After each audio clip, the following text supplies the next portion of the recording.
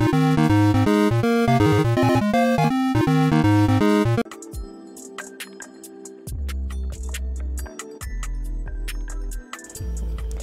সাধারণত কাঠের শোকেজের জন্য ব্যবহৃত কাগজ।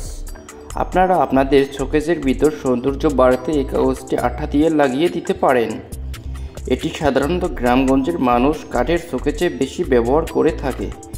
এই কাগজটি লাগানোর জন্য আপনারা যেভাবে আঠা তৈরি করবেন, ময়দা এবং পানি দিয়ে গুলে সিদ্ধ করবেন।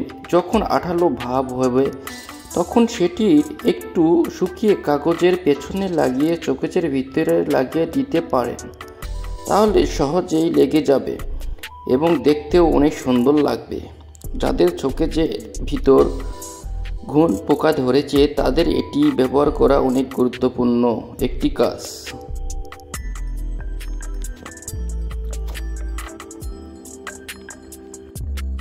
এই কাগজটি আপনারা র্যাপিং পেপার হিসাবেও ব্যবহার করতে পারেন।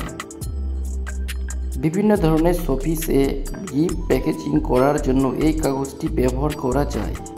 এটি সাধারণত অনেক ধরনের কালার হয়ে থাকে।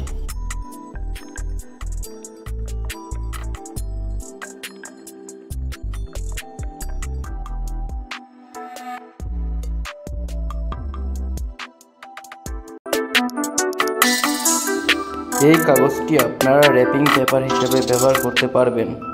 বিভিন্ন ধরনের শোপিস এবং বিভিন্ন ধরনের প্রোডাক্ট গিফট প্যাকেজিং করার জন্য এই কাগজটি ব্যবহার করা যায়। এই কাগজটি ব্যবহার করলে প্রোডাক্ট অথবা গিফট প্যাকেজিংটি অনেক সুন্দর হয়।